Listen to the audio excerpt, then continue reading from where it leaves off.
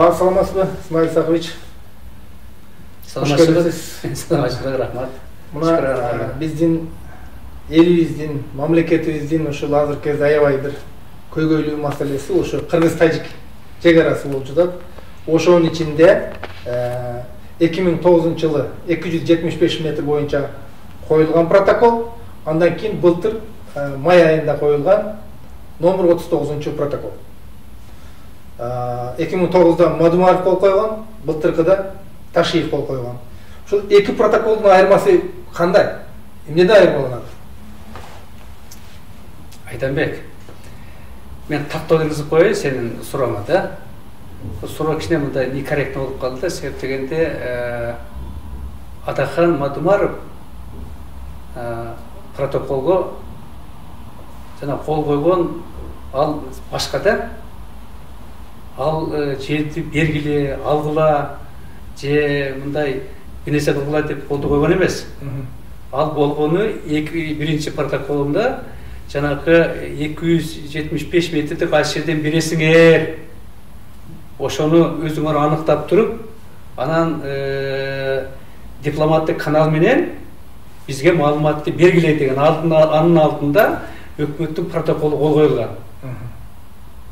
Чудиновдун эмеси менен кол коюлуп, ошого протоколго кабыл алышып, ага жанагы жол министри ал учурда ким эле Сулайманов ошого ошол кол койгонго мүмкүнчүлүк алсын деп мындай уйгарым укук берилген да. Анан кийин кээ бир мындай незначительный орун болсо өзгөрткүн деген. Ошо кол койгон. Мына ошол кол койгон протоколдон алар баягы бербей аткандан кийин дагы чатак чыгарышат да, булардын ыкмасы чатак деп көп жолу айтып атам да.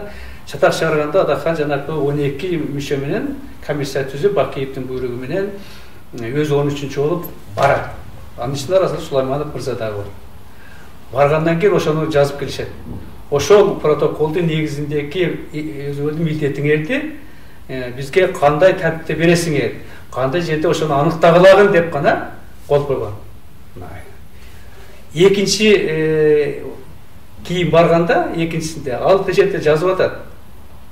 Дейт, мындай белгиленген тартипте кайсы жерден өтөрүн бизге, анан жанагы мост көпүрөнүн курулган строительдерди, жол курган, реконструкция жасаган биздин ишмерлерди кандай мындай тоскоолсуз өткөргөнгө мүмкүнчүлүк кантип бересиңер, ошону чечкилегин деп гана колду коет да.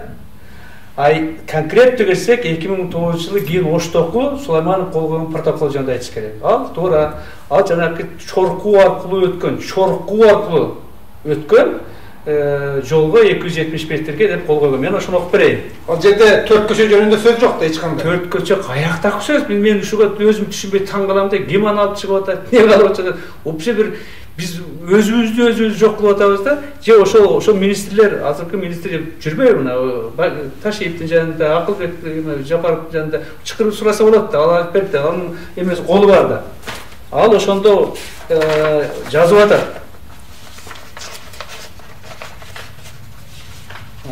Мен окуп берейин. Протокол 24-декабрда 2009-жылы өкмөттүн атынан эки министр Ошто кол койгон да. Ал айтып атат.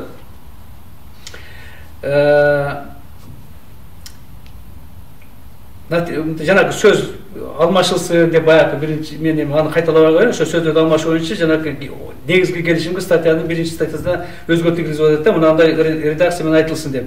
На территории Исфаринского района Сагдийской области вдоль существующей дороги между селами Кокташ, Ортобоз, Баткенского района Баткенской области, проходящий через село Чорку Исфаринского района, земельный участок протяженностью не менее 275 метров только для реконструкции автомобильной дороги деп жазылып турат.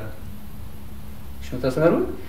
Чорку кыштагынан өткөн 275-ти кандай реконструкция кыласыңар, ошол жөнүндө сөз болуп атат да. Ана каяктагы 4 көчө, мен таң калам да, эмне гана алып чыгып атышат.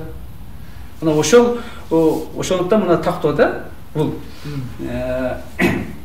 Атахандыкы ушуну бергиле, алгыла, бул экинчисинде ошол жана 49 жылга беререңердин чечкиле деп гана жазылып койгон, чечкилегин деп. Болду. Кайерден берилет, кандай берилет, аны Ал бул жерде аныкында жок, аныкы мен окуп та берейин эгер мындай конкреттүү болуш үчүн. Экинчи ошол колго протоколдук деп көптөр ушуга да маани бербей эле берип койду, тиги кылып койду деп айтып атпайбы. Мына экинчи пункт. Жана бир интервьюмда айтып 9 пункттан турат дагы, өзүнүн ошо экинчи пунктунда жазылган. Во исполнение пункта 5 совместного заявления президента Кыргызской Республики Таджикистан от 16 мая 2008 года Худжан Кориден в стороне установленном порядке решит вопрос. Канда эки нерсени. Биринчи, о передаче в аренду кыргызской стороне участка дороги поймы и реки Исфара протяженности 270 метров сроком на 49 лет и символической платы. Ушуну чечкилеги бере турган жериңер деп бана ал конкрет айтып атат, кийин транспорт министрлери чоркудан өтүш керек деп аныктап атат. Алар мурунда жазып койгон мурун. Кийин конкретте жазып атат да. Жана окуп бербедимби? Экинчи, эки гана нерсе жазган.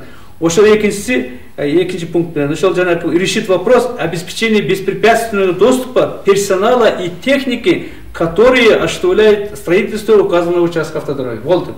Анан дагы Исмаил Исакович, дагы бир маселе да, бул жерде мына айыптоолордо башка айтылганда Адахан Мадумаров өзү барып эле колду коюп салган, полномочиясы жок эле деген бир нерселерди айтып жатат.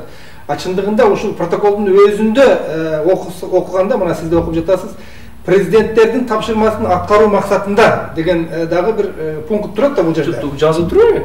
Ооба. Бул жерде мындай президент жөнөткөн расмий болуп туруп. 12 мүчөдөн комиссия түзүлгөн. Секретарь Совет Безопасности, коопсуздук кеңештик катчысы өзү өкмөттөн комиссия түзүп ала албайт. Андай полномочия жок. Уну өкмөт түзүп берет. Анын ичинде жол министри, жанагы тышкы иштер министриден мен фамилиялары менде бар, керек болсо баарын окуп берем. 12 тең бар да. Губернаторы бар, элчиси бар, акими бар, жанагы департамент судан бар, зав. Отделом обороны безопасности өкмөттүкү бар, баардыгы бар. Мамлекеттик органдардын чечими. Ошол өкмөттүн чечими менен, жанагы тапшырмасы менен ошондой комиссияны түздүрөт, эми ага акча кетет, командировочный болот, буну өкмөт жөнөтөт да. Анан кийин өзү уруксат сүйлөп кеттик деп андай эч ким укугу жок да. Анда жол министри айтат, урматтуу секретарь, кечирип коюңуз, мен өкмөттүн жана төрагасына баштар таанайып койм, чудинimке башка. Ал убакта ал жигитибиз абдан жанагы балдары менен дос болуп чиренип жүргөн ошол эле да, Адахан Дугаб эле. Мисал да. Ошол негизинде атайын түзүп, анан жөнөтөт. Жөнөткөндө мынандай нерсеге кол коюп келет. Бул кайтып Адаханга рахмат айтыш керек. Ушуну тезирээк чечкилегин, аныктагылагын, ушу качан өткөнүн, мына жана биздин жол курушчуларга кантип беспрепятственно өткөнгө мүмкүнчүлүк бересиңер деп эле жазылып турбайбы? Анда Исмаил Исакович, кайсы жерден биз тараптан ката кетти? Себеби биз муну азыр мамлекеттик органдар чечкенден кийин ушул эле протоколдор, ушул эле жол министрлигинин чечимдери, мисалы үчүн парламентке ратификация келгенде жок, бул болбойт деген чечим чыгарылган. Туура. Бул аны 2009 жыл 2010 болуп калат, аны революция болуп кетет. 2010да билесиңер да, апрель революциясы болуп кетет. Бирок маселе оркоюп калат да. Биз жерди бергенбиз, жанагы 49 жылга арендага бергенбиз, 104 гектар линия тартканда, Айгулташ Канибалдамга тартып алган, ишти бүтүрүшкөн, бирок ушул жүрө беришкен да. Анан кийин мына 275 метрден созушкан. Эми биз көп нерсени, экинчи нерсени айтпай атабыз. Ошо менен кошо бизге жанагы эменин чоркунун түштүк жагынан 2 километр өтүп турган узкий участоктон жанагы Айгулташ Самат линия передача өткөндө да бериш керек болчу. Мен аны атайын айтпайм, себеби бул маселе тиешеси жок да. Тилекке каршы жанагы Рахмон жерди берип атканда колду коюп.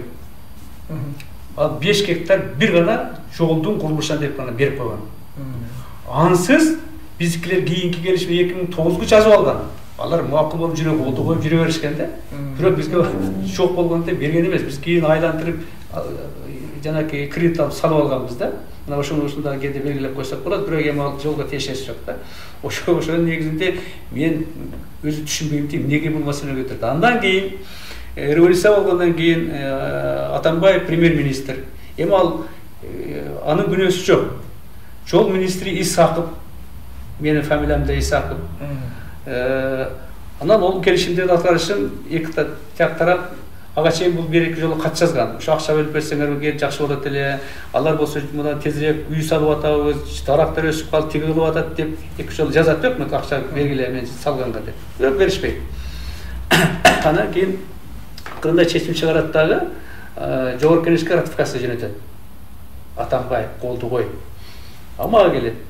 Мен ал убакта комитеттин төрагасымын. Буларды 5 колдой билем.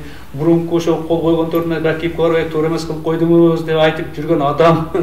Анан келип атып, окуй. 2004-жылдан 2006-жылдан созушат дагы өздөрүнүн убадасын биз аткарбай. Биринчисин дагы, экинчисин дагы, анан кийин экинчисин карап өтөм через Шаркуу өтөт. Через Шаркуу өткөндөн кийин бул бергенден алган дейм. Кажети бар. Ал ошолордун кыштагы ишине биз салышыбыз керек баларга көпүрө. Деп туруп анан карасак, ошо милдеттерин аткарбагандыктан, улуттун кызыкчылыгына жооп бербегендиктен, эми көп маселелердин негизинде деп туруп, бул улуттун кызыкчылыгына жооп бербейт деп мен мына 10-июнда 2011-жылы комитеттин заключениясын чыгарып берген. Мына. Бул жерде абдан конкреттүү нерсе жазылган. Ошонун негизинде жанакы ошо кол койгон адамдардын бардыгын рассмотреть вопрос привлечения к ответственности должностных лиц Кыргызской республики, принявших участие в заключении, ущемляющего национальные интересы республики деп туруп ответственных лиц. Деп не только жокко чыгасын, ушуларды жазып туруп, чечим чыгарып бергенбиз дагы. Ушунун негизинде кийин Атамбаев президент, анан Атамбаев уну билип калып, аябай бардыгын урушуп, мен ушундай подстава кылдыңар, айтпайсыңар деп. Токтотуп коет дагы. Кийин президент болгондон кийин Бабанов премьер-министр болуп келет да, буну артка чакыртып, жокко алып кетет. Өкмөттүн чечими менен алып кетет дагы. Бул жок. Демек, бүгүнкү күнү биз жерди бердик, алар 1 сантиметр жер берген жок. Анан эмне чатак чыгарабыз мен түшүнбөйм. Чакыртылып алынган ошол документтердин баардыгы жокко чыгарылды. Ооба. Эгерде кокустан эми сураса мен жазып эле жанакы иниме Сулайман Түшкүрбай ушундай болгон экен, кайсы жерде эле деп тактап койсо болот да. Адакатын ал кайсы жерден өтөрү бул жок, ал бул мүмкүн билбейт деле, себеби жазылган эмес да. Бар мына жерден бергиле, уш жерден алдын деп жазган эмес да.